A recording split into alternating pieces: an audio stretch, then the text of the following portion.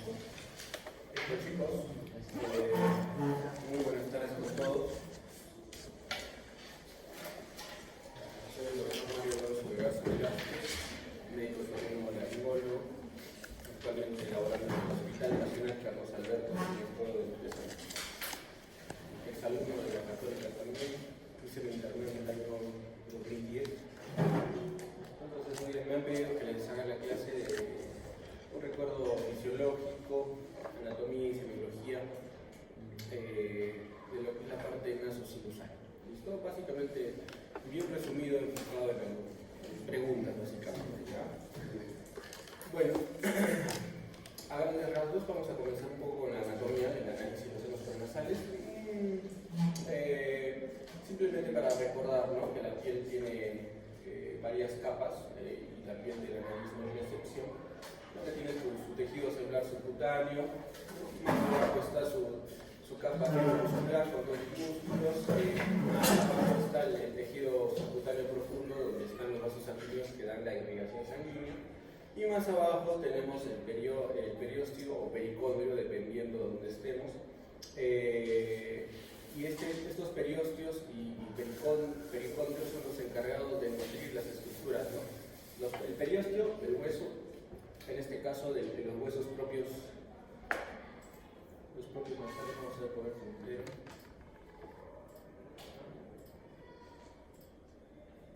Pero se ve ya.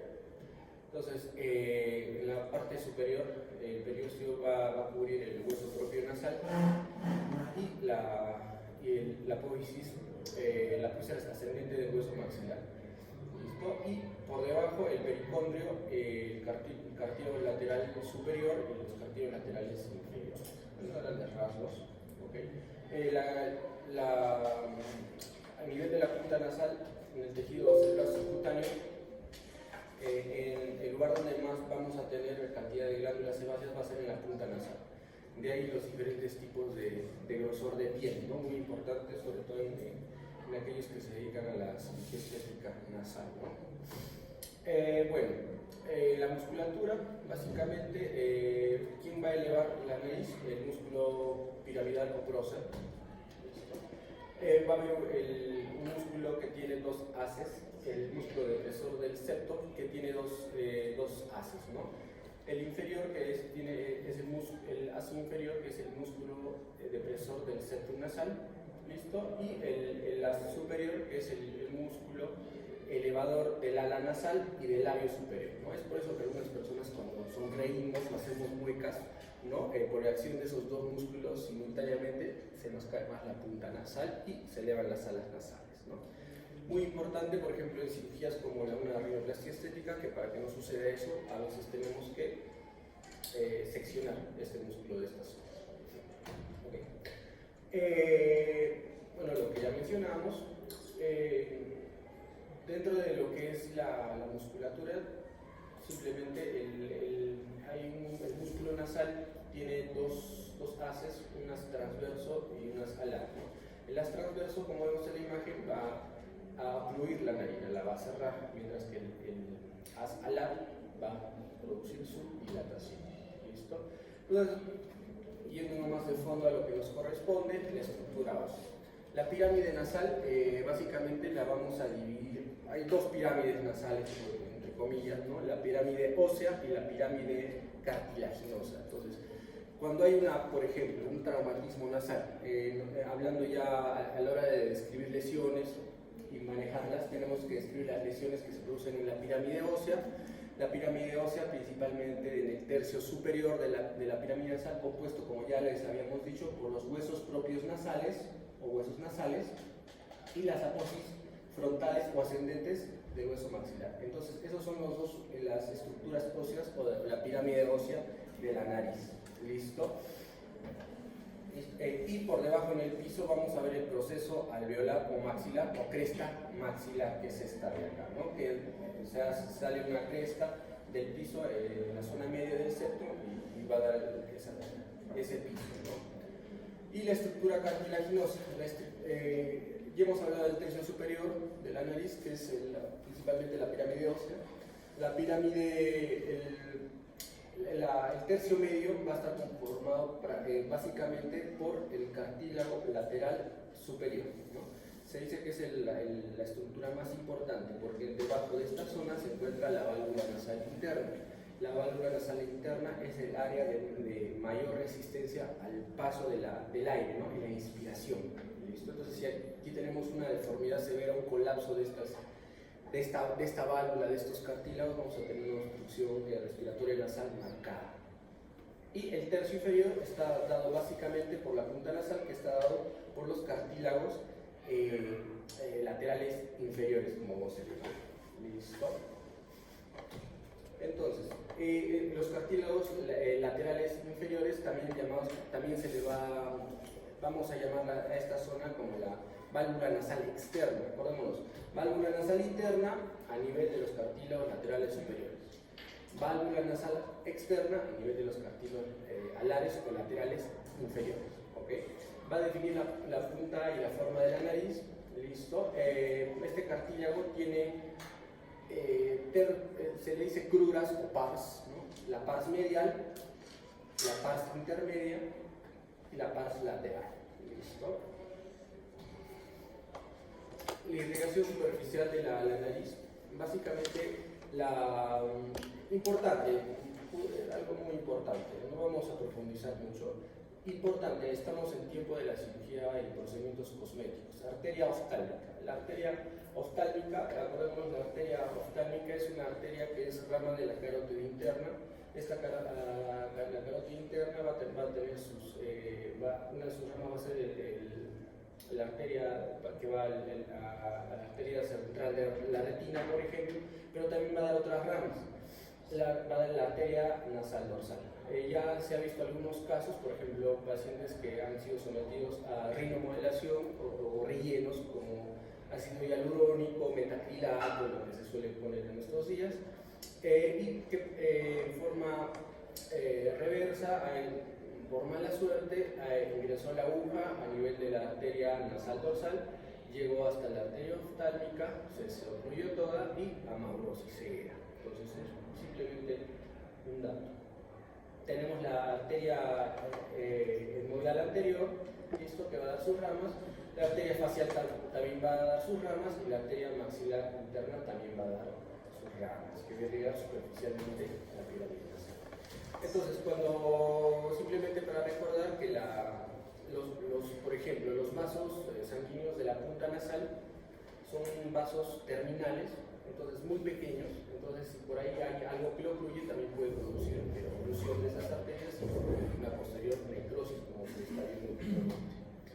La irrigación venosa básicamente está dada por la vena angular y la vena oftálmica, ¿listo? Y los linfáticos van a drenar a los ganglios de los grupos parotídeos y los submaxilares. Bueno, la inervación superficial, ustedes ya se lo saben mejor que yo, principalmente va a estar dado por el mismo nervio que inerva sensitivamente la cara, que es el trigémino, y con sus respectivas ramas. Ok, el vestíbulo. ¿Qué es el vestíbulo? El vestíbulo es la parte más anterior de la fosa nasal. Ya entramos en lo que es la fosa nasal, es la dilatación anterior. ¿A qué le llamamos narina? Narina llamamos a la apertura de la fosa nasal. Si nos metemos un poco más, eso es el vestíbulo. El vestíbulo es después del vestíbulo, la parte posterior va a ser la parte más estrecha y está justo antes o anterior a la válvula nasal que hemos mencionado. Y va a ser el lugar de máxima resistencia del paso del aire a la inspiración. ¿Listo? ¿En qué se diferencia de la fosa nasal el vestíbulo del resto de la fosa nasal? Es que su epitelio sigue siendo piel, ¿no? Es ahí donde tenemos los folículos pilosos. ¿Cómo se llaman los pelitos de la nariz? Vibrisas. ¿Listo? Y también tenemos glándulas sudoritas y sebáceas. Es piel básicamente, es la parte de piel de la fosa nasal. Es decir, si hay una vestibulitis, una infección, una celulitis de esta piel, de esta zona, se va a dar por gérmenes que generalmente están en la piel. A la cabeza aquí está filocopados. Acuérdense, la primera parte o vestíbulo es piel. ¿Listo? el vestíbulo, a grandes rasgos. Y el Limen Nasi es básicamente, el Limen Nasi es el límite posterior, ¿listo? De que hasta donde llega el vestíbulo, ¿listo? Generalmente es un relieve interno de la pared lateral de la fosa nasal, ¿listo? Que esté en la pared anterolateral, separa el vestíbulo del resto de la cavidad nasal. Y desde ahí se va a dar lo que es la transición de epitelios, es decir, de lo que la nariz es piel, para detrás de esto se va a ir convirtiendo poco a poco en un epitelio pseudoestratificado ciliado columnar, ¿no? O no estratificado, ¿no? Ciliado, ¿ok? Entonces nos vamos metiendo un poco más. La primera parte ya hemos visto que es el vestíbulo y nos vamos metiendo más al fondo. Vamos a hablar de la pared medial de las fosas nasales, que es el septum nasal. Pregunta de NAM, ¿no? Pregunta de NAM. ¿Quién compone el septum nasal? La respuesta está acá. Si queremos desde adelante, ¿a qué llamamos columela? Columela llamamos a la parte más anterior del septum nasal, la piel que está por delante, ¿listo? Debajo de la piel, aquí tenemos, acordémonos, la pars medial o cruras mediales de los cartílagos alares inferiores, ¿ok? Que también, detrás de esto que tenemos hay una separación, ¿listo? De piel todavía, que se pega piel con piel, es el septum membranoso. Detrás de esto que tenemos el cartílago cuadrangular o cartílago septal. Detrás de esto que tenemos, para arriba, la lámina perpendicular del hueso etmoidal o del etmoides. Y para abajo, el lomo. ¿Y dónde se insertan todas estas estructuras en el piso? Hacia adelante, en la cresta maxilar, que es una cresta proveniente del hueso maxilar, y hacia atrás de la cresta palatina. Entonces, respuesta de esa pregunta ya la tienen. Nosotros, para hablar de descripción, anatomía, semiología, hablamos de áreas de Kotle. Las áreas de Kotle, nosotros cuando hacemos una evaluación a la inspección, vamos a describir de esta manera. Paciente que en área 1 de Kotle de fosa nasal derecha, paciente en área 2 de Kotle de fosa nasal izquierda se encuentra tal, ¿no? Entonces es importante que manejen, en la especialidad se maneja estas áreas, ¿no? La parte 1 que ya le hemos mencionado es la vestibular, la parte 2 que ya también le hemos mencionado está por debajo de los cartílagos laterales superiores, que es la valvular. Vamos más atrás, la parte 3 que es la parte anterior al cornete medio, la parte 4 que esta es el área que está en la parte anterior, donde se puede evidenciar el cornete inferior, y la parte 5, la parte posterior del cornete inferior. Entonces vamos adentrándonos más. Entonces ya hemos hablado de la pared medial, ahora hablaremos de la pared lateral. Okay. Las áreas de Kotle más que todo se ponen para describir el tabique nasal. Por ejemplo, espolón óseo o tabique desviado a la derecha, leve, moderado, severo, en área 2 de Kotle, por ejemplo. Para eso sirven las áreas de Kotle. Pared lateral. Ya sabemos que nosotros tenemos cornetes. Pregunta de NAM, ¿no? ¿Cuál de los? Usualmente sabemos que son 3 cornetes: cornete inferior, cornete medio y cornete superior. ¿Puede haber un cornete, cuarto cornete? Sí, puede haber, puede que no. ¿Cómo se llama? Cornete supremo de Santorini. Pregunta de mí, quien se quiera ir a España.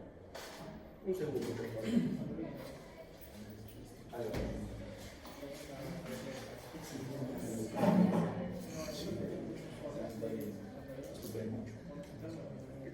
No, lo dejé.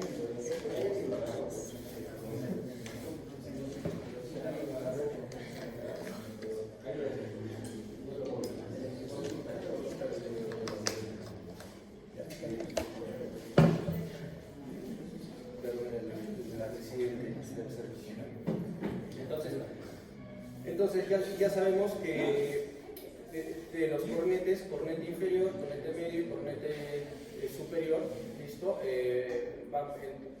Entre ellos va a haber espacios, ¿no? Y esos espacios les llamamos meatos.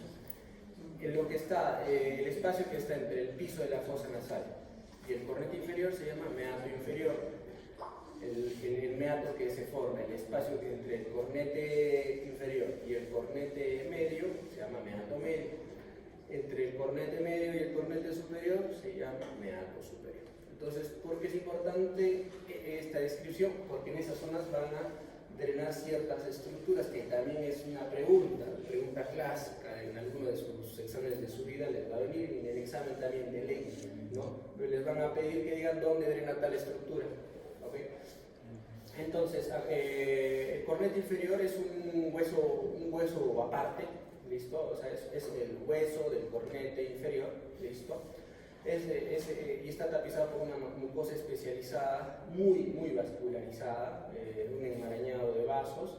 Se le describe también como un cuerpo cavernoso, ¿no? Es la zona que más se va a identificar en una rinitis alérgica, en una rinitis inespecífica, ¿listo? ¿Cuál es lo importante del meato inferior? Que es el espacio que está por ahí, porque por ahí va a desembocar el conducto nasolacrimal. La descarga de lágrimas de los ojos hacia la nariz se da a través del conducto nasolacrimal. ¿Cómo se llama la válvula que descarga, que separa, ¿no?, el conducto nasolacrimal del meato inferior? La válvula de Hassner, pregunta de mí. Ok, cornetes. Tenemos el cornete medio. El cornete medio, como lo vemos en la imagen, es una prolongación, se puede decir, del hueso etmoidal. ¿Listo? Okay. La parte más dilatada del cornete medio se le va a decir concha bullosa. Okay. Y debajo de esta y el ager nace en la celdilla etmoidal más anterior, que está en el meato medio. Okay. En el meato medio van a descargar ciertas estructuras a la cabeza. El seno frontal, a través del receso frontal, ¿listo?, va a descargar en el meato medio. Entonces, ¿qué estructura drena en el meato medio? Primero, seno frontal. Segundo, las celdillas etmoidales, sobre todo las celdillas etmoidales anteriores. ¿No? El seno etmoidal se divide en dos: celdillas etmoidales anteriores, celdillas etmoidales posteriores. ¿Dónde descargan las celdillas etmoidales anteriores? Meato medio. ¿Y dónde drena el seno maxilar? También meato medio. Entonces ya sabemos qué estructuras drenan en el meato medio. A esta zona también hay un lugar que se le llama el complejo osteomeatal. ¿Por qué es importante? Porque en el lugar donde drenan estas zonas es un espacio tridimensional, porque donde descargan todos estos senos, por ejemplo, si ahí crece una tumoración, un pólipo, un papiloma invertido, un cáncer o un cuerpo extraño, va a obstruir el drenaje de estos senos paranasales y que puede producir pansinusitis. ¿A qué se le dice pansinusitis? ¿Cuándo es una sinusitis simple? ¿Cuándo se le dice pansinusitis? Pansinusitis cuando cuando se ven afectados 3 o más senos paranasales. Entonces, si ahí una tumoración se forma, y se obstruye el drenaje del seno frontal, maxilar y las celdillas etmoidales anteriores, va a dar sinusitis en estos 3 senos paranasales y produce una pansinusitis. Por eso es importante. ¿Listo? Y el cornete superior también es una función ósea, una prolongación ósea del hueso etmoidal. Y debajo va a estar, que ya sabemos, entre el cornete medio y el cornete medio y el cornete superior, el meato superior. ¿Quién va a drenar en el meato superior? Las celdillas etmoidales posteriores. Entonces, bueno, algunas veces ya sabemos en una tomografía, cornetes inferiores, cornetes medios, cornetes superiores, cornetes supremos o cuarto cornete o cornetes supremos anterior. Y ahí van a formar los meatos. Inferior, medio, superior. Y un supremo si es que lo hubiera, pero el supremo no tendría importancia porque no va a drenar nada ahí. ¿Okay? Entonces, a ver, no sé si nos falta algo. Ok, acá. Entonces, por detrás hay una estructura muy importante. ¿Dónde drena el seno? Es fenoidal. El seno es fenoidal, exactamente hay un espacio por detrás del cornete superior. ¿Listo? Detrás del cornete superior, por acá, bueno, acá está, pero hay un espacio entre el cornete superior y el seno esfenoidal, hay un espacio. ¿Cómo se llama ese espacio? Receso esfenoetmoidal. ¿Quién va a drenar ahí? El seno esfenoidal. Pregunta del galón. Ok, entonces ya entrando más en la fisiología, recordemos que tenemos la válvula externa a nivel de los cartílagos laterales inferiores valares y las válvulas externas a nivel de los cartílagos laterales superiores o triangulares también se le llaman, ¿no? Ok, entonces, ¿cuál es la importancia? Porque a nivel de la válvula nasal interna, ya, ¿y quién compone? Si me piden preguntas, voy a preguntar. Que como es muy importante, ¿dónde se da la zona de mayor resistencia al paso del flujo de aire? A nivel de la válvula nasal interna. ¿Por quién está compuesto? Cartílago lateral superior, septum nasal medio y cornete inferior. Entonces, digamos, si esta zona, ¿y cuánto debe medir esta zona generalmente para que tenga una buena respiración? Un ángulo de entre 10 a 15 grados. ¿Listo? Si mide menos de 10, obstrucción nasal. Obviamente, si mide más, mejor respiramos mejor. Entonces, irrigación, importante para describir la epistaxis. Bueno, para la irrigación sobre todo, la irrigación del tabique nasal, todos en su vida de médicos van a tener epistaxis que manejar. ¿Ok? Entonces, vamos a tener la arteria clásicamente se la describe como dos sistemas. El sistema de la carótida interna, que da sus ramas para irrigar el septum nasal, y la carótida externa, que también da sus ramas. La carótida interna básicamente va a dar una rama terminal que es la rama oftálmica. De la arteria oftálmica van a dar las arterias etmoidales. ¿Listo? Las arterias etmoidales, la arteria etmoidal anterior y la posterior son las principales, pero puede haber una intermedia. La arteria etmoidal anterior va a irrigar el tercio anterior y lateral, el tercio anterior lateral y el septum nasal. Y la posterior, el septum posterior y el cornete superior. Y después la carótida externa va a dar sus otras ramas. ¿Qué ramas? Al final, la rama de la arteria esfenopalatina, que es rama de la maxilar interna, la arteria palatina descendente, ¿listo? Que al final va a dar su rama de la arteria palatina mayor.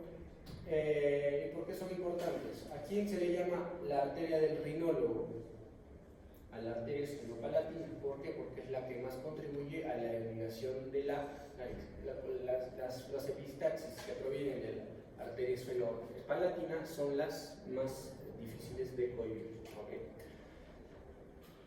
Entonces, ¿de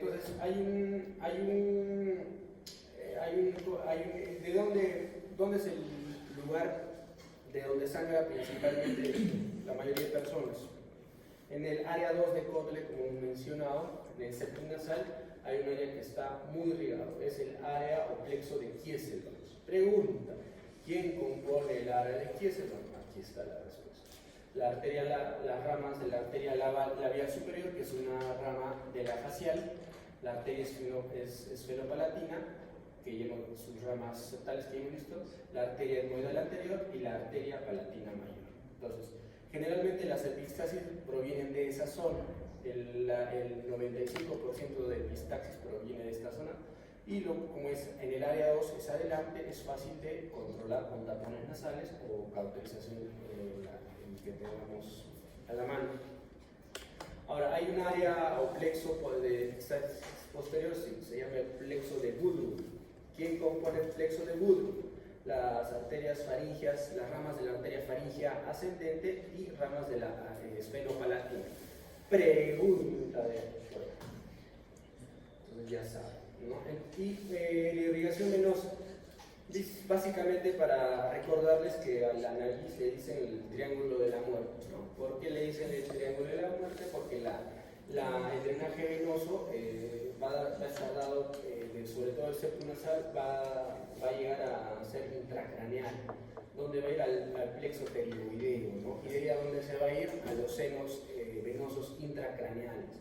Entonces, un absceso septal, una infección septal, por ejemplo, un traumatismo nasal que produjo una fractura de cartílago cuadrangular del septo nasal, que produjo un hematoma septal. Ese hematoma no lo drenó nadie, se ha convertido en un absceso septal. La infección puede llegar al cerebro, y como ha habido en nuestro servicio, paciente que después de un traumatismo nasal formó a la larga un absceso intracraneal. ¿Listo? Por eso se llama triángulo de la muerte. Okay. Bueno, ya saben, no vamos a ahondar acá. La zona olfatoria, acordemos que hay la pituitaria roja, que ya hemos mencionado, y la pituitaria amarilla. La pituitaria amarilla, que es la mucosa endonasal, está principalmente por el epitelio olfatorio, ¿no? El epitelio olfatorio de las fibras nerviosas que vienen desde el seno, desde el nervio olfatorio, ¿no? Okay. Los senos paranasales. Principalmente recordarles que a grandes rasgos tenemos dos senos frontales, ¿no? Uno a cada lado, dos senos maxilares, uno a cada lado. Las endillas, el seno etmoidal en realidad son varias endillas, ¿no? Como ven acá, son varias endillas. Y el seno etmoidal se divide en dos: etmoides anterior y etmoides posterior. ¿Quién los divide en etmoides? La inserción lateral del cornete medio va a dar una lámina que se llama lámina basal. Esa lámina lo divide en anterior y posterior. Y por atrás tenemos también el seno esfenoidal. Entonces, a grandes rasgos. Entonces, hablando un poco de embriología nasal, simplemente a grandes rasgos, ¿por qué les pongo esto? Porque es una pregunta clásica, ¿no? de embriología en sus exámenes que le van, si empiezan a resolver exámenes de NAM y ¿qué les preguntan? Embriología, ¿de dónde, de qué rezago embrionario se forma conducto auditivo externo? ¿No? ¿De dónde? ¿No? ¿De dónde? Y así. Y la trompa de Eustaquio. Y otra pregunta que a mí me hicieron alguna vez fue ¿en qué momento se forman las placodas nasales? Que es a la cuarta semana. Entonces, por eso la pongo. Entonces, la placoda nasal se forma a la cuarta semana, y en la quinta semana se van a los procesos, o apófisis también le dicen. Los procesos nasolaterales y nasomediales son bultos que crecen alrededor de la placoda nasal, se van uniendo y van a formar el primordio de la fosa nasal. Okay. La membrana que separa la nariz de la orofaringe se rompe a la sexta semana. Nada más. ¿Ok? ¿Listo? Y nada más. Entonces, esta pregunta también es importante. Uno cuando nace ya va a tener algunos senos paranasales ya neumatizados, ya desarrollados, y otros que en el proceso van a ir neumatizándose.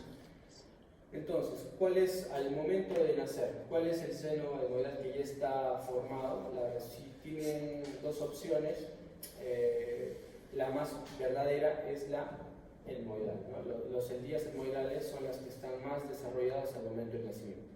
En realidad ya hay senos maxilares, pero son primordios muy pequeños, pero ya está presente, ¿no? En los otros dos senos, el frontal y el esfenoidal, se va desarrollando después del nacimiento, mientras uno va creciendo.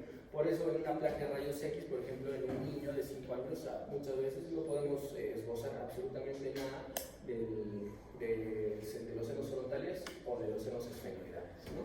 Y el desarrollo completo lo vemos en esta lista. ¿Cuál es el último seno que se va a desarrollar o neumatizar en su totalidad? El seno esfenoidal. Al nacer, ¿cuál es el más desarrollado? El seno etmoidal. ¿Okay? Entonces, básicamente, la nariz va a tener varias funciones: la humectación, la filtración, la regulación térmica y la protección. Son sus funciones principales. Además de la respiración, obviamente, ¿no? ¿Por dónde es la zona donde más pasa el flujo de aire?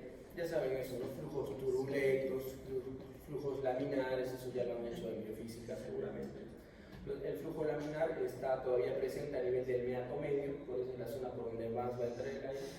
Pero también va a haber flujos turbulentos. ¿Por qué serán los flujos turbulentos? Porque el aire al entrar va a chocar contra los cornetes, el cornete inferior, medio, ¿no? Las que están aquí, va a haber un flujo turbulento. Entonces, primero la filtración y barrido mucociliar, o sea, la nariz limpia, el aire que uno está respirando. ¿Cómo se llaman los pelitos del vestíbulo nasal? Vibrisas, lo hemos dicho. Generalmente, obviamente, las vibrisas van a limpiar sobre todo las partículas grandes. Pero una vez que llega, una vez que pasan, quien va a encargarse del filtrado va a ser el epitelio nasal. Acordémonos que el epitelio nasal es un epitelio ciliado, cúbico, pseudoestratificado, ¿no? Entonces, estos, básicamente, este tejido va, tiene cilios, no van a permitir que los gérmenes más pequeños entren, ¿verdad? Hasta el fondo. Se dice que cada una célula puede tener hasta 250 cilios, ¿listo? Y estas células van a tener lo que se llama el barrido mucociliar, ¿listo? El barrido mucociliar siempre va a ser, generalmente la dirección del barrido mucociliar va a ser hacia atrás, ¿no? ¿Cuántos litros de moco producimos al día? Se dice que 1 litro, ¿no? 1 litro no estamos sonando, ¿no? Todo lo estamos barriendo hacia atrás, ¿listo? Y el encargado es este epitelio. Aquí vemos la estructura de los cilios. No vale la pena, esto ya es para que lo vean ustedes. ¿Por qué es importante este barrido mucociliar? Para eliminar los gérmenes y el moco. Por ejemplo, tenemos pacientes que se le ha hecho, por ejemplo, el paciente que un carcinoma epidermoide nasosinusal, que se le hizo una cirugía muy cruenta, muy extensa y además pasó por radioterapia, ¿no? Entonces esa mucosa, ese epitelio ya no va a ser el mismo. Seguramente perdió sus cilios, ya no va a tener un barrido mucociliar. Entonces, ¿qué va a pasar? Va a acumular moco, costras de moco desecada en la fosa nasal y se va a producir una rinitis atrófica. ¿Okay? Por eso es importante los cilios. Pacientes que, por ejemplo, tuvieron una tumoración en fosa nasal que obstruyó, por ejemplo, el seno maxilar. Entonces, al momento de obstruir el seno maxilar, este barrido mucociliar va a estar bloqueado. ¿Qué se va a producir? Sinusitis a la larga. ¿Okay? Entonces, los senos paranasales siempre el barrido mucociliar va a ser en dirección a los ostium, ¿no? Entonces, ostium es la zona más angosta que conecta los senos con la fosa nasal. ¿Listo? El epitelio de los senos paranasales siempre es más delgado, es menos especializado, produce menos moco. ¿Listo? Tiene menos células califormes. Y los cilios siempre empujan en dirección al osteo. ¿Okay? Y básicamente se dice que, para tener una idea, ¿no? Después de esto vamos a tener lo que es el ciclo nasal. Ya nosotros nos hemos dado cuenta que en ciertas horas del día una fosa nasal se nos puede tapar, mientras que en otras horas del día la fosa nasal derecha en la mañana se me tapó, más tarde se liberó esa fosa nasal y se obstruyó el otro lado y así va jugando la fosa nasal.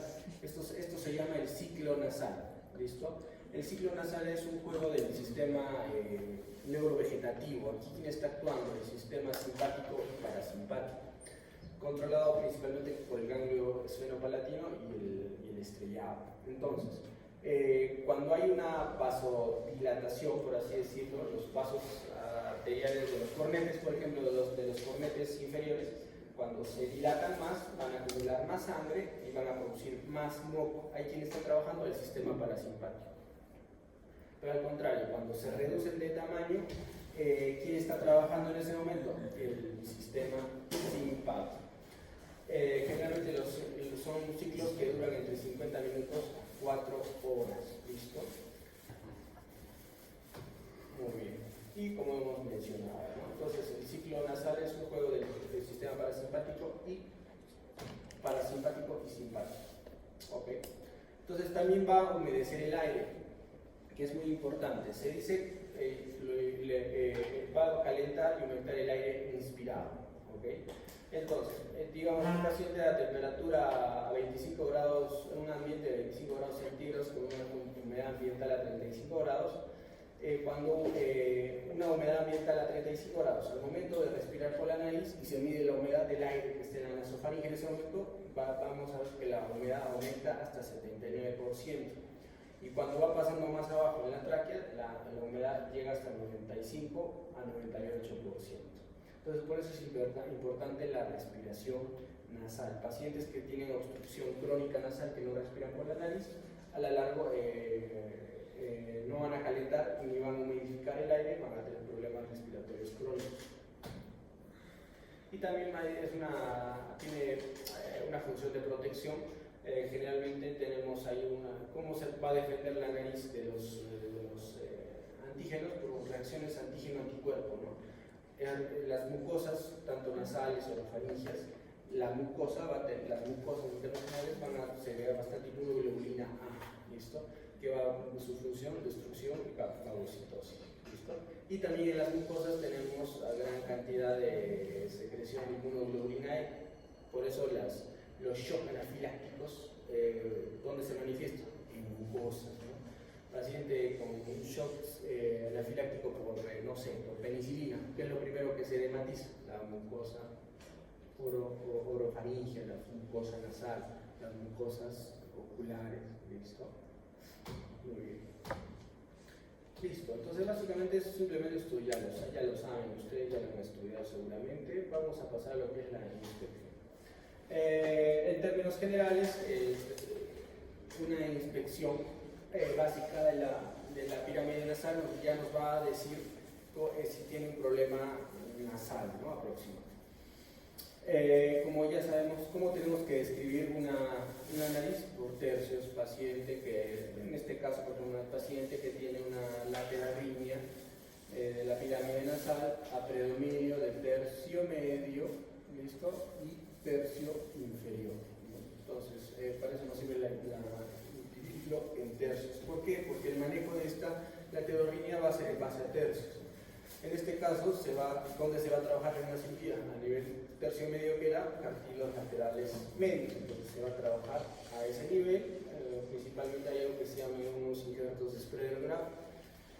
Se va a trabajar con eso, ¿no? Y si la punta nasal está desviada, también, ¿no? Entonces vamos a hacer la maniobra de Kotle. ¿Qué es la maniobra de Kotle? Antes de inspeccionar, colocar el espéculo nasal, que hay varios nombres: espéculo de Killian, espéculo de Kotle.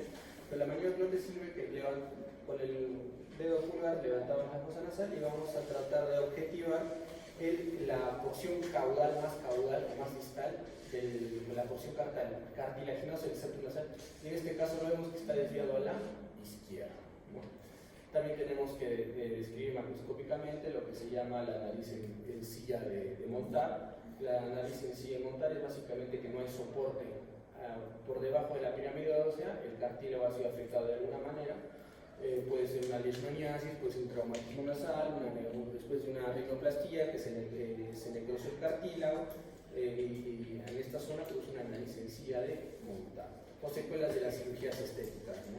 B invertida, un pinzamiento exagerado de las fosas nasales, ¿no? Hay varias áreas de la nariz que en realidad ya es para especialidad, a grandes rasgos. El radix, que es la zona más profunda a nivel de la unión se puede decir, de la frente con la nariz. La zona más profunda se llama el radix. El rinio, la unión de la porción ósea con la cartilaginosa. Falta ahí el quipium. El quipium es la zona más elevada de la lorita, se puede decir, de la fosa nasal, la parte más proyectada de la lorita. Y así tenemos, hablando de una nariz estética, debemos reconocer un supratip, ¿listo? Un break. Hay dos breaks en una nariz bonita, se puede decir, ¿no? La que es dos quiebres, el que se forma por encima de la punta y el que se forma por debajo de la punta. ¿Ok? Bueno, es para especialidad, que lo podemos escribir en la semiología. También para evaluar los senos paranasales, lo que antiguamente se hacía, la transiluminación sinusal. Actualmente ya hacemos la tomografía, ¿no? Pero antes se utilizaba esto. Entonces, por ejemplo, ¿qué es lo que se está haciendo? Por aquí, por el párpado superior, se está poniendo una linterna que está haciendo la transiluminación, ¿no? Si tuviéramos un pólipo, una tumoración a nivel de seno frontal, se dibujaría en esta zona. Igual lo hacemos con el seno maxilar a través de la hay unos puntos dolorosos que debemos reconocer, ¿no? Si yo sufro de algo que se llama sinusitis, esto va a producir que dolores faciales, ¿no? Y cefaleas, ¿no? Entonces hay puntos que se transmiten en el rostro que nos pueden hacer pensar que hay una patología nasal que está produciendo el dolor de cara. Si presionamos a nivel del punto de Ewing, que es a nivel del canto interno del ojito, produce dolor, hay que descartar una patología nasosinusal. Si presionamos a nivel del punto de Grunwald, que es a nivel de la parte inferior del arco supraciliar, y hay doloroso, puede producir después ese dolor, hay que descartar una patología nasosinusal, sobre todo que la sinusitis. ¿Okay? En la rinoscopía anterior, ¿qué se utiliza para la rinoscopía anterior? El espéculo, ¿no? El espéculo nasal de Killian o de Kotler que tengamos a la mano, ¿listo? Hoy ya hemos mencionado que en los niños, ¿con qué se hace? Pregunta de Inam.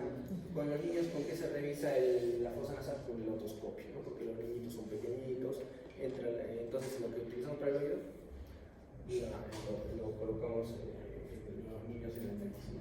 Ya hemos mencionado la maniobra de Kotler. Hay técnicas para evaluar la válvula nasal, ¿listo? Que por ejemplo hacemos la maniobra de Kotler y por un hisopo levantamos a nivel de la válvula nasal, es decir, introducimos en la fosa nasal y levantamos previa anestesia tópica, ¿no? Obviamente, y levantamos a nivel de la válvula nasal que hemos mencionado. Si al levantar con el hisopo mejora la respiración, es muy probable que el paciente, si realizamos una cirugía para ampliar la válvula nasal, mejore su respiración nasal. ¿Listo? Y bueno, con lo que hemos mencionado. Entonces, obviamente ya sabemos para evaluar el septum nasal. Entonces, al momento de hacer todo esto tenemos que describir al momento de hacer una rinoscopía anterior, se llama todo esto, el aspecto de la mucosa, si hay desviaciones del tabique y las mencionamos, ¿no? Por ejemplo, en este caso, desviación septal izquierda a nivel, esto es más o menos área 2 de Kotler, visto con cornetes inferiores eutróficos, o levemente aumentados de tamaño, mucosa pálida, mucosa congestiva, mucosa, porque eso nos va a dar algunas pistas para detectar enfermedades. Por ejemplo, una rinitis alérgica, la mucosa nasal es pálida, es rosada y media violácea, ¿no? Como hemos visto hoy día con algunos niños. ¿Listo? Bueno, y describir obviamente zonas hemorrágicas, malformaciones. Más o menos en esta zona es el área 2, donde generalmente se dan las distancias. Y también hay algo que se llama, que ya no se usa mucho, que es la rinoscopía posterior, en la que se colocaba un espejillo, visto los espejillos dentales que utilizaban los odontólogos, pero este espejillo es más pequeño y se podía ver el reflejo de la parte posterior de las coanas, ¿no? Y por ahí mirábamos el corrente inferior, la parte posterior del corrente inferior, corrente medio, corrente superior, y la posibilidad de que haya tumoraciones en esa zona, ¿no? Pero eso ya ha sido desplazado por la nasofaringolaringoscopía o nasofibrolaringoscopía o endoscopía nasal, ¿no? En endoscopía nasal hay dos formas, la rígida y la flexible. La rígida hoy en día la hacemos básicamente en quirófano. ¿Para qué la hacemos? Se introduce una cámara de generalmente 4 milímetros de diámetro y lo introducimos en la fosa nasal y con la otra mano operamos. Generalmente la cirugía que más se realiza de cirugía endoscópica nasosinusal es la inseresis de pólipos nasales, ¿no? Entonces, generalmente para quirófano, endoscopía nasal rígida, y la exploración endoscópica flexible, que es el mismo endoscopio que hemos visto, ya conocen, que se utiliza con gastroenterología, neumología, pero más pequeño porque tiene que entrar por la fosa nasal y por ahí podemos meter a la faringe, incluso la laringe, ¿verdad? Y eso sí se usa en consulta. Entonces, a la endoscopía vamos a tener imágenes bonitas como estas, ¿no? nasal, cornete inferior, cornete medio, meato medio, y por ahí podemos escribir todo lo que queramos. Vemos la imagen de un pólipo nasal, por ejemplo, que proviene del meato. Si aquí está el cornete inferior y aquí está el cornete medio, esto se llama meato medio. ¿Y de dónde están saliendo los pólipos? Del meato medio. Entonces, abocamos la cirugía en esa zona. Podemos describir las rinorreas purulentas de sinusitis o cuerpos extraños, ¿no? Como en este caso. Bueno, la rinomanometría es un examen para medir la resistencia del paso del flujo aéreo por la nariz, que no es muy común, pero sí se puede utilizar. Es una fórmula matemática, se usa como un sistema de computadora actualmente, pero no lo hacemos mucho. Exploración radiológica. Pregunta recién dada.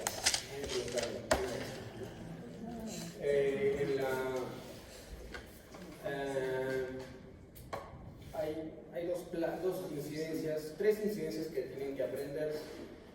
La de Waters, la de Caldwell y la axial, ¿no? Y la axial. Entonces, la de Waters, y la lateral, ¿no? La lateral, 3, 4 en todo caso.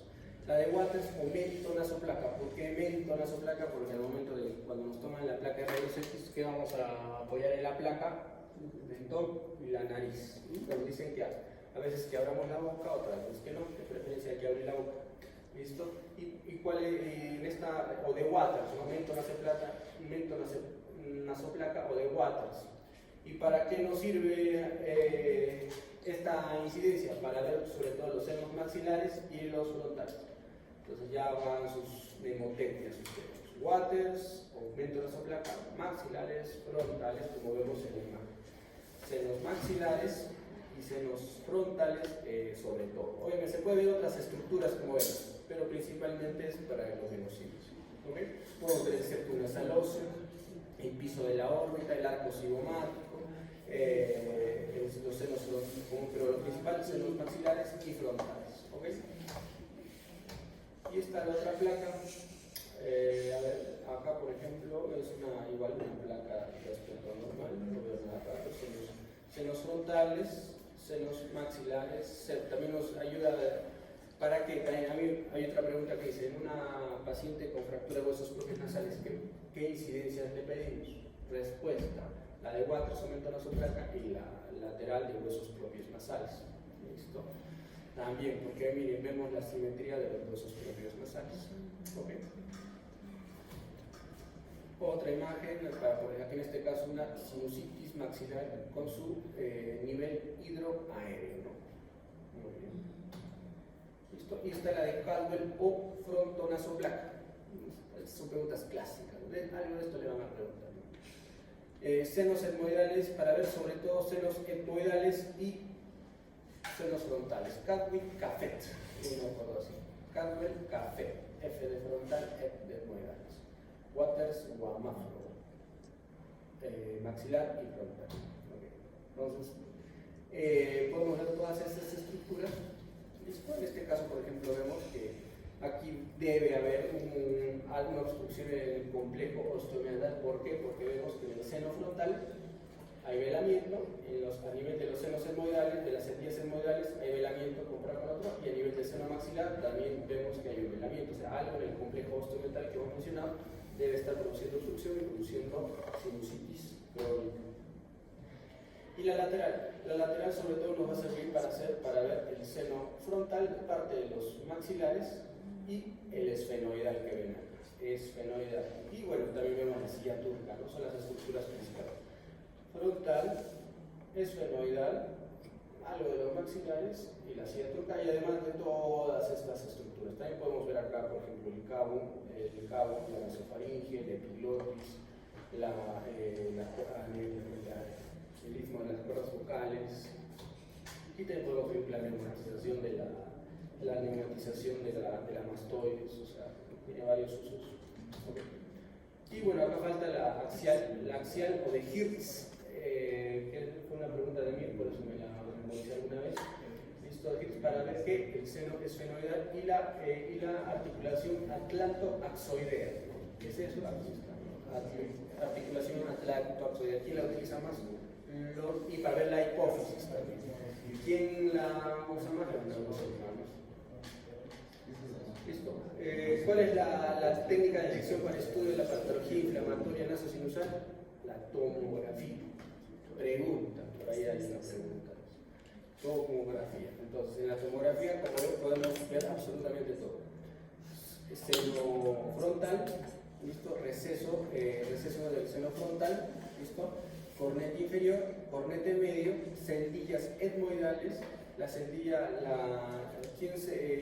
esta lámina de acá se llama lámina basal, divide las celdillas etmoidales anteriores de las celdillas etmoidales posteriores. Esta celdilla gordita, grandecita, es la celdilla que se llama la bula etmoidal. En la celdilla suprabular, así se le llama, ¿listo? Incluso acá podemos ver por el piso de la base cráneo, en el techo de las celdillas etmoidales podemos ver incluso los vasos etmoidales anterior y posterior. Y aquí vemos el seno esfenoidal. O sea, absolutamente todo para estudio se pide la tomografía. Hoy en día, ¿cuál es? La tomografía helicoidal multicolor. ¿Okay?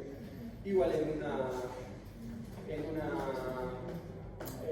un plano coronal también podemos ver, ¿no?, senos maxilares, lo que se llama la apófisis punciforme, cornete inferior, cornete medio, ¿listo?, la fosa olfatoria, y en términos generales, ¿no?, la lámina papirácea que separa la fosa nasal de la órbita.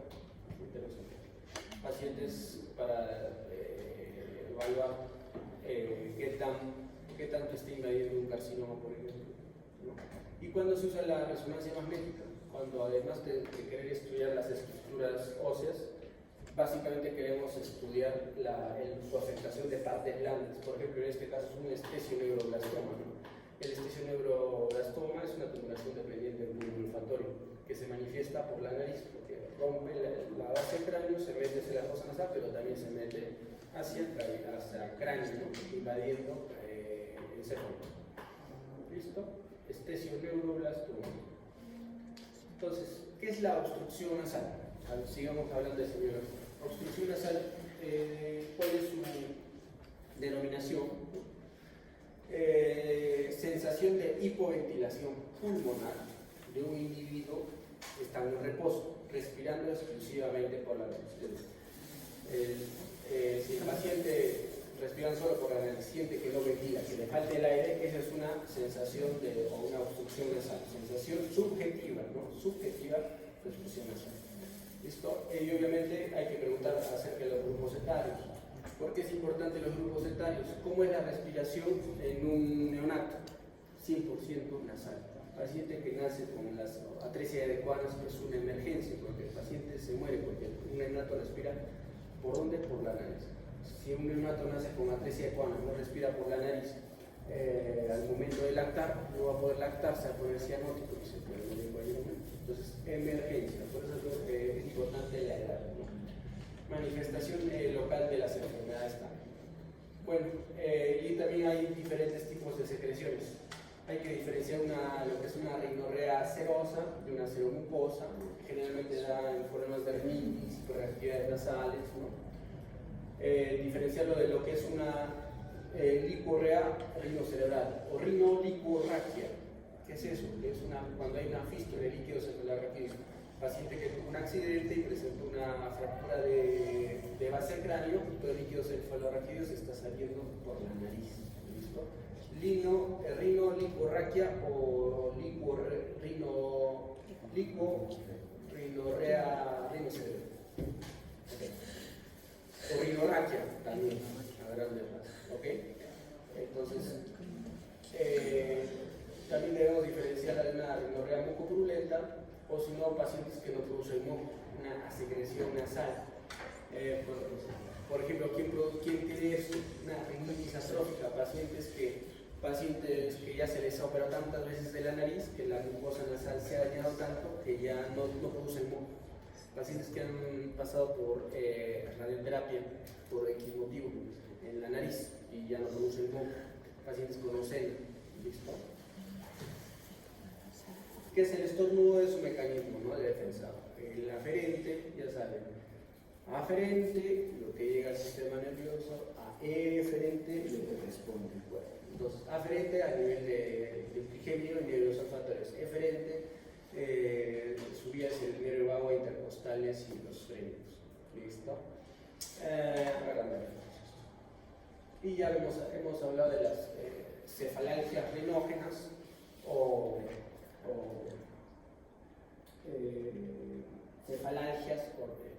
cefalalgias también se le llama, ¿no? Bueno, son los dolores de cabeza que son producidos por problemas nasosinusales. Por ejemplo, los pacientes con sinusitis, hoy hemos visto con un grupo que me contó acá, una sinusitis esfenoidal. ¿De qué se queja la paciente básicamente? Cefalea. Esto fue la primera parte.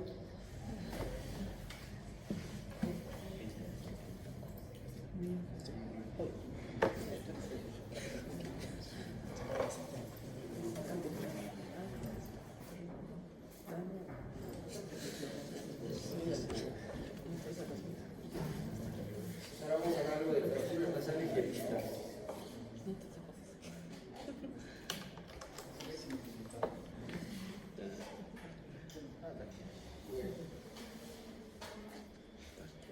Bueno, ya hemos hablado un poco de la anatomía de la nariz. Listo. Entonces, la nariz está, como hemos dicho, hay tercios.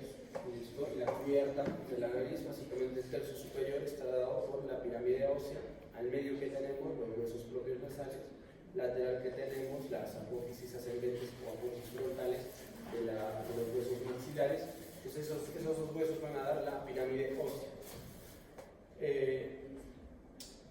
También hay hueso en el tabique, sí, como lo hemos mencionado, en la parte posterior del tabique nasal tenemos la lámina perpendicular del hueso etmoidal y el gómer, básicamente.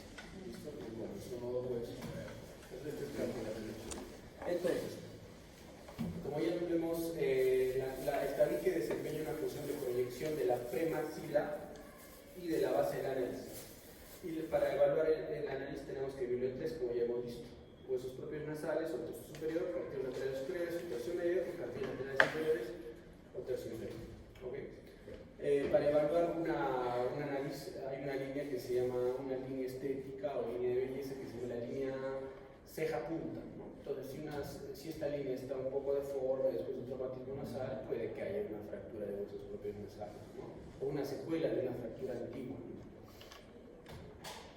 Es muy importante evaluar la válvula interna, que ya les hemos mencionado, conformada por el tabique nasal, los cartílagos laterales superiores y el cornete, que generalmente tienen que medir, como hemos dicho, de 15 grados. Cuando es menos de 15, menos de 10 grados, hay obstrucción nasal. Después de un traumatismo importante, ¿no?, para eso. ¿Listo? Entonces, Entonces hay ciertas clasificaciones según la dirección del golpe, ¿no?, que nos va a dar la forma de la fractura en la nariz. Entonces, en un primer plano se dice que es cuando el golpe es aplicado de costado, con una discreta, o sea, un golpe normal, una pelea normal, en la que se abre un golpe por lateral y va a haber un traumatismo con hundimiento generalmente del segmento óseo unilateral. Generalmente, cuando es un golpe suave, el que se va a fracturar es el hueso propio o el hueso o la apófisis ascendente del hueso maxilar, y eso, va a haber un hundimiento del hueso propio nasal. Obviamente, si es más fuerte, generalmente ya puede también el lado contralateral también fracturarse, ¿no? Entonces va a haber una disminución generalmente bilateral de la luz de la cavidad nasal que va a producir obstrucción nasal. En un segundo plano, cuando es un traumatismo directo, recto, generalmente cómo va a reaccionar el cuerpo, con un hundimiento del ángulo dorsal, fractura de huesos propios nasales y pérdida de la relación anatómica endonasal.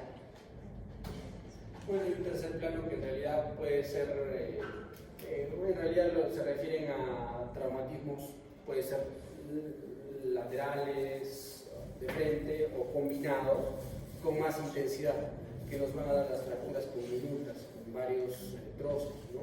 Sobre todo de la pirámide nasal ósea, y también va a afectar el tabique nasal. Entonces, eso es a grandes rasgos de lo que es una fracturas de huesos propios nasales. Pero también hay otros tipos de traumatismo que van a producir otro tipo de problemas en el tabique nasal, como la fractura de Harhauer. ¿A qué se le dice eso? Es cuando ha habido generalmente un golpe directo y donde se inserta el cartílago del tabique nasal se luxa y se despega de la cresta maxilar y el tabique se va hacia un lado, ¿no? Entonces vamos a ver a la radioscopía, vamos a ver esta imagen, ¿no? Que el cartílago nasal está hacia un costado y si lo vemos de frente, la punta de la nariz va a estar hacia un lado. La fractura de Schiavelin, que prácticamente es un traumatismo que no ha fracturado un hueso solo ha fracturado cartílago. Entonces el cartílago algunas veces el cartílago toma, si lo vemos de frente, del septum nasal va a tomar esta forma. Estas son las entonces, ¿en qué se diferencia para el manejo de una fractura de huesos propios a una fractura de cartílago? En que la fractura de huesos propios nasales lo podemos hacer una reducción en el momento, es decir, colocamos anestesia local y podemos enderezar la nariz. Mientras que una fractura de cartílago, en realidad, si queramos enderezar, no va a enderezar. Eso ya es una septoplastia, una cirugía. Cuando tenemos secuelas de este tipo de fracturas, son las más difíciles de enderezar, ¿no? Y son los retos, por ejemplo, en la rinoplastia, son los retos que a veces no quedan muy bien que digamos. ¿Okay? También tenemos los traumatismos y los golpes inferiores que también pueden producir cualquiera de estas dos que hemos mencionado. ¿Listo? Entonces, ¿cuál es el diagnóstico? El diagnóstico básicamente es clínico, el paciente es clínico. Tomando en cuenta todo lo que hemos mencionado, siempre debemos preguntar sobre todo si hay alteraciones neurológicas, ¿no? Hay casos en los que el golpe ha sido tan fuerte, acordémonos que el tabique nasal es parte de la prolongación de la lámina perpendicular del etmoides, y el etmoides es parte de ¿qué? De la base del cráneo. Si tenemos un golpe muy fuerte, podemos romper la base del cráneo, entonces por eso tenemos que preguntar por alteraciones neurológicas. Obviamente, manejar la epistaxis, rinolicorrea o una fístula líquido cefalorraquídeo, o son una epistaxis. Entonces, es muy importante. Y además, ¿qué debemos evaluar? Siempre, si hay hematoma de tabique, pregunta de algo por ahí. ¿Dónde se forma el hematoma septal? Generalmente el hematoma septal se produce después de un traumatismo nasal, casi siempre por una fractura de cartílago. Entonces, ¿qué va a pasar cuando se fractura el cartílago? La mucosa que envuelve el cartílago por ambos lados se va a dañar y va a producir un sangrado y se va a formar un hematoma. ¿Listo? El hematoma siempre se va a formar entre el mucopericondrio de ambos lados del septum nasal. ¿Por qué es importante? Porque como hay un coágulo sanguíneo en el septum nasal y el cartílago se nutre por inhibición en esa zona, si no lo drenamos, ¿qué va a pasar? Perforación septal. Y después, nariz sencilla de cementar. ¿Okay? Entonces, siempre evaluar a la radioscopía anterior si hay un hematoma septal, porque esto se tiene que drenar. Aquí hemos tenido varios casos en que después de 15 días van al médico porque no pueden respirar. Revisamos y hay un abultamiento, como ven en la imagen. Y después pero cuando ya lo intentamos drenar, ese hematoma ya no es hematoma, es un absceso, porque ya pasaron muchos días. Y cuando terminamos de drenarlo, ¿qué pasa? La nariz se hunde, la nariz sencilla y montada, ¿no? Una complicación en cirugías. ¿Quién produce más hematomas? El mismo otorrino en sus cirugías de complicaciones. Ok, imagenología. Entonces, como ya les dije, ¿qué van a pedir? Su placa lateral de hueso superficial y de Walters, eso ya lo dije. Y bueno, si están sospechando de fracturas de otras partes del macizo facial, de órbita, maxilar, mandíbula, le pedimos una tomografía helicoidal multicorte y si es posible con reconstrucción en 3D, en tercera dimensión. Ya hemos visto la radiografía de Walters, ¿listo? tomografía que nos va a ayudar a evaluar la fractura de huesos propios nasales también, o si no, fracturas en otras partes del macizo facial. ¿Okay? Bueno, entonces, a grandes rasgos, tratamiento de una fractura de huesos propios nasales, la reducción incruenta, es decir, sin hacer cortes externos. Puede haber reducción cruenta, sí, pero es muy raro. Básicamente es cuando es una fractura muy convoluta, o sea, varios pedacitos por aquí y por allá, y no se pueden ordenar los pedacitos. Se puede hacer una reducción incruenta, es decir, abriendo, colocando en su lugar los trozos fracturados y cerrando otra vez, ¿no? Entonces, la pregunta es, ¿cuándo hacerlo? Una fractura de huesos propios nasales se puede, si es un adulto, no hay problema, podemos esperar hasta 14 días. ¿Por qué? Porque usualmente tenemos la creencia de que mientras más fresco mejor, ¿no? Es más, en el momento del partito queremos enderezar la nariz, ¿no? Puede hacerse, sí, pero lo ideal es que, porque después de la fractura que va edema, 1, 2, 3, 4 días con edema severo, lo ideal es que baje ese edema y esperar incluso entre el 5º y 14 días es el momento ideal para hacer una reducción de huesos propios nasales en consultorio. ¿Listo? Pero si se trata de un niño, en los niños generalmente el hueso endurece mucho más rápido, porque en los niños hay que tratar de hacerlo antes de los 7 días después de la fractura. ¿Ya? ¿Listo? Entonces, como todo lo que mencionado. Bueno, y la técnica es bastante simple, se coloca anestesia local en la nariz, tanto por dentro como por fuera. Tenemos con el mango el bisturí generalmente por dentro de la nariz, tratamos de reducir y dejar los huesos propios en su lugar, por fuera con dígito presión, tratamos de dejar una nariz lo más central posible. También tenemos aparatos como el forceps de Asham o el Walsham, ¿no? Pero ya no se usa mucho. Generalmente el mango del bisturí y la dígito presión con anestesia local.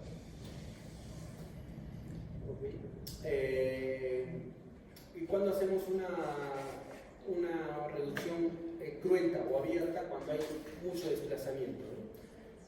Y cuando si hay una fractura muy severa y además se acompaña de cartílago, como habíamos mencionado, el cartílago ya es para cirugía, entonces se hace una septoplastía que se puede acompañar de una reducción incruenta.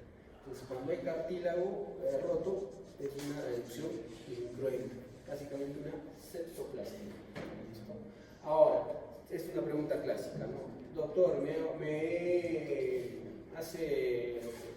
hace un mes me he fracturado la nariz.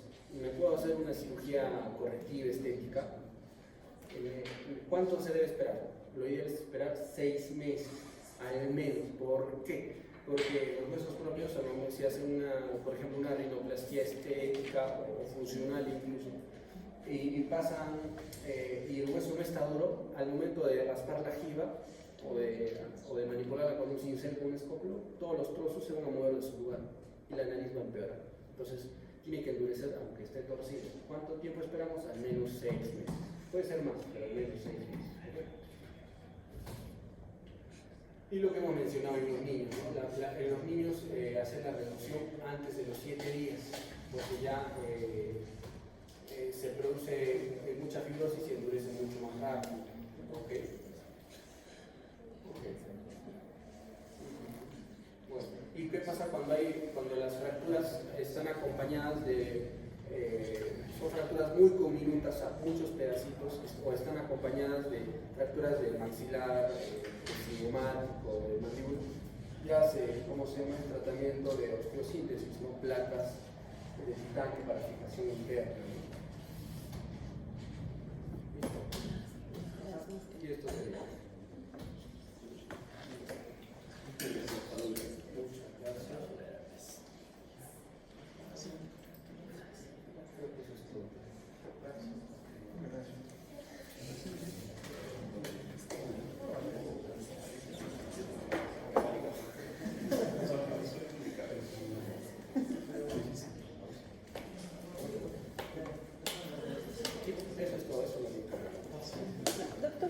Doctor, entonces converso con la doctora Paredes. Sí, porque ya les falta un tema. ¿Sabe qué tema es más o menos? Es que ya pues todo lo que es rinitis alérgica, para tumoras venenosas de sinusitis. Esa es la patología en sí.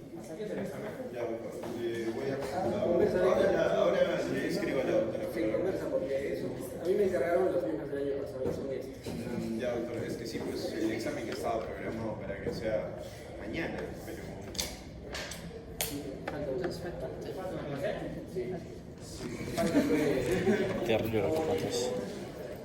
Acuérdense siempre de esto de las... O sea, como ya saben, ¿no? Hay arterias, que eso les voy a preguntar, hay arterias que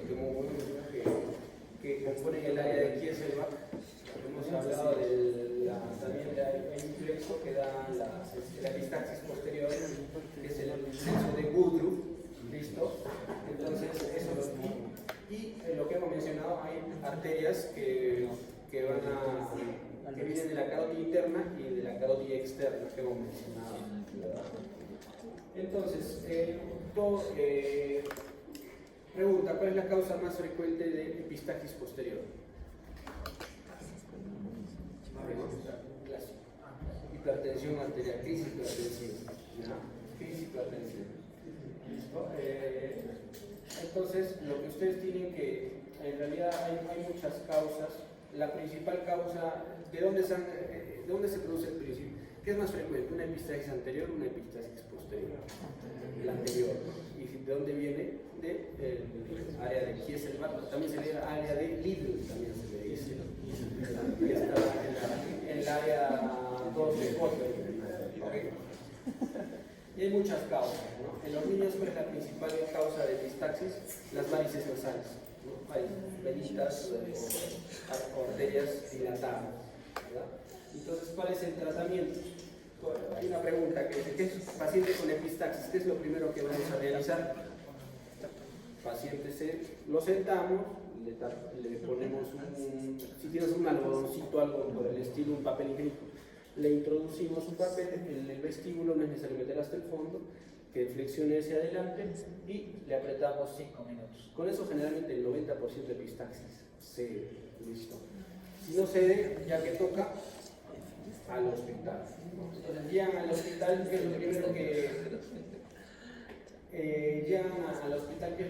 se tiene que hacer? ¿Listo? ¿Qué es lo primero que se tiene que hacer? Una epistaxis. Ya en los hospitales, ustedes son internos de medicina, si llegan a los hospitales porque es un sangrado fuera de lo normal, ¿no? Entonces, tras consigue, ya han hecho todo lo que tenían que hacer, le colocan, agarran lidocaína, epinefrina, mojan un algodón y lo introducen en la fosa nasal. Igual, digitopresión nuevamente, 10 minutos. Sigue el sangrado, tapón nasal. Se salva la emergencia. El tapón nasal, hay muchas formas de hacer taponamiento nasal. Lo único que nosotros, por ejemplo, en el servicio del Hospital Nacional hacemos los dedos de guante. ¿Qué hacemos? Estos dedos de guante los llenamos de gasa. Y esa gasa los cubrimos con tetraciclina ungüento para que es antibiótico y además lubrica, y lo metemos y con eso se desangra. ¿Ustedes qué pueden hacer? No tienen a la mano, no son especialistas, gasa simple. Entonces agarran mechas de gasa largas y taconean la nariz. Como es en el área 2 y es cerca, ¿cómo se llama? Que cerca o sea, se puede ver y es generalmente el 95% de epistaxis cede con eso. Si con eso no ha cedido la epistaxis por una crisis hipertensiva, una paciente hipertensa, tiene presión arterial, hay pacientes que llevan presión 200, 120, ¿no? ¿Okay? Y no para con eso, taponamiento posterior. Taponamiento posterior. Entonces, entonces podemos utilizar varios de esos. Ahora, ¿qué pasó? Ya le pusimos el tapón en la nariz, ya sea anterior o posterior, y con eso se dio el sangrado. Entonces, ¿qué se le dice al paciente? Visita mañana al otorrinolaringólogo, o incluso lo ideal es que pasen 4 días con el tapón en la nariz y recién visitan al otorrinolaringólogo. O si no, me sangró ayer y se dio espontáneamente, después van al otorrinolaringólogo, porque ¿qué se puede hacer? Las populares cauterizaciones. ¿Cuántas formas de cauterización tenemos? ¿Listo? Las cauterizaciones químicas y las cauterizaciones eléctricas o electrocauterización. Generalmente en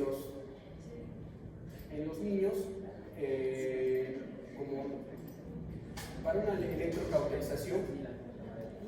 electrocauterización que se necesita hacer, colocar anestesia. La misma anestesia dental que nos colocan los odontólogos con lidocaína y con epinefrina, infiltramos el misma nariz y después de eso aplicamos el electrocauterio. Pero un niño pequeño, 5, 6, 7 años, no se va a dejar realizar la electrocauterización. Entonces, ¿qué vamos a hacer? En ellos, hacer una cauterización química. En ellos no infiltramos, simplemente colocamos algo de anestesia tópica, igual lidocaína con epinefrina, pero tópica, y colocamos ahí la cauterización química. ¿Qué utilizamos? Nitrato de plata, ácido tricloroacético, ¿listo? Que es lo más frecuente, ¿no? Y con eso podríamos causar una costra un poco más profunda para que ya no se produzca nuevamente la epistaxis. En los adultos de preferencia, electrocauterización, y generalmente son en esas zonas, son los difíciles. Ya saben, en adultos, tapones nasales, dedos de guante, incluso en el hospital Honorio Delgado que se utiliza preservativo. Colocan el preservativo en la zona nasal y se le va rellenando de algodoncitos. También vale. ¿Por qué colocamos el dedo de guante o preservativo? Porque lo ideal es que la gasa no esté en contacto con la herida. Porque al momento de retirar la gasa nos llevamos costras, todo, ¿no? Entonces por eso es lo ideal, pero ustedes no son otorrinos, para calmar la epistaxis, lo que tengan a la mano, por eso está más. Entonces, mechas de gasa. La idea de colocar un tapón con mecha de gasa para el espéculo nasal, su pinza bayoneta, una linternita, y van tratando de hacer esto, colocando las mechas en este orden. ¿Por qué? Porque si lo metemos así sin ver a la larga, ¿qué va a pasar? La gasa por donde se va a salir en la boca. Entonces tenemos pacientes que taponados y por abajo, está saliendo por abajo y por la terminamos de sacar. Entonces tratar de hacer esto, ¿no? Ir y vuelta, ir y vuelta, ir y vuelta. En lo posible, claro, ¿no? Pero también en el mercado están las populares tapones de Merosel, muy populares, que incluso algunos tienen su tubito en medio, ¿no? Para poder respirar un poquito. Estos tapones de Merosel son delgaditos, pero una vez se entra en contacto con agua o con sangre, ¿sí? ¿Listo? Y también paran el sangrado muy bien. También materiales hemostáticos, como el mungostán, ¿no? El hemocolágeno, ¿no?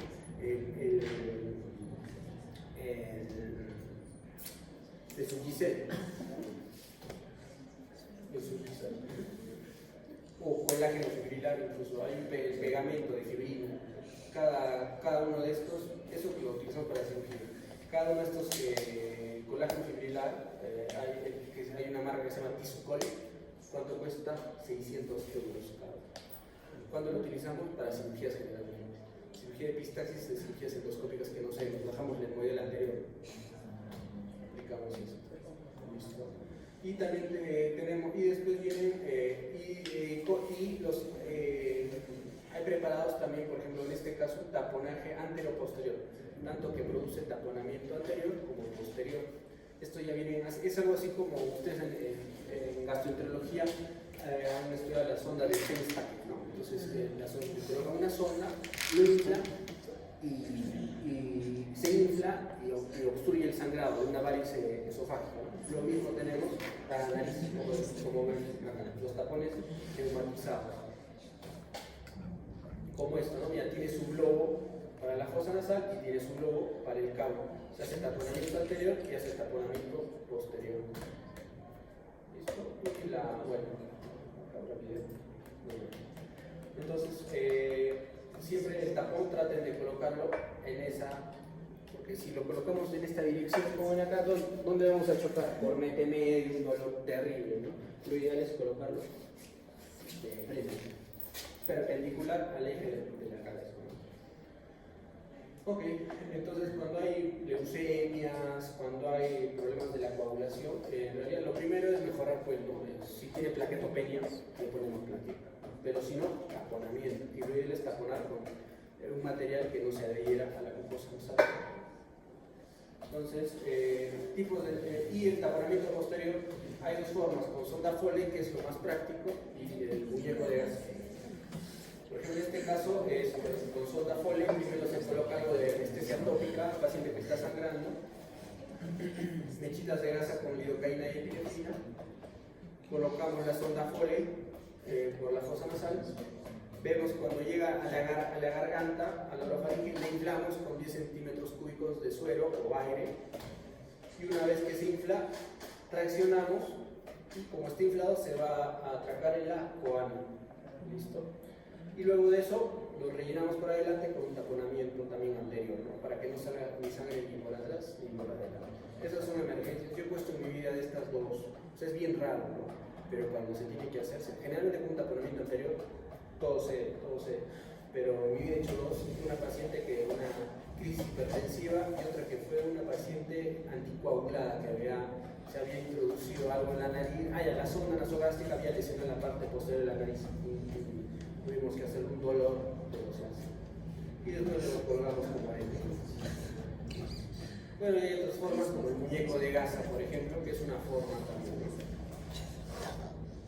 Entonces, acá hay una sonda Nelaton, una sonda Foley, hacemos una bola de gasa, lo amarramos, metemos la sonda por la nariz, lo sacamos por la boca, ¿listo? Y lo amarramos a un muñeco de gasa, que es una bola de gasa, suturado con suturas, y lo jalamos, cosa que al momento de jalar se va a atracar en la coana. Y lo mismo que hicimos con el anterior, taponamos anterior y dejó de... Esta es menos dolorosa, ¿no? Pero la sonda Foley es más rápida, se hace más rápido. Bueno, y también hay técnica quirúrgica hay técnicas endoscópicas sobre todo, para manejar las epistaxis severas, ¿no? Por ejemplo, si vemos que hay una epistaxis severa en el área de la hemoidal anterior, podemos, como ya hemos dicho, ¿no? La arteria oftálmica va a dar sus ramas hemoidales. Entonces entramos por el canto interno del ojo y a través de la pared medial de la órbita encontramos la arteria hemoidal y la ligamos. No sé si el video. The ethmoid artery is ligated after persistent epistaxis despite intramaxillary artery ligation or embolization occurs. The incision is made in the medial canthal region and carried down to the periosteum and elevated.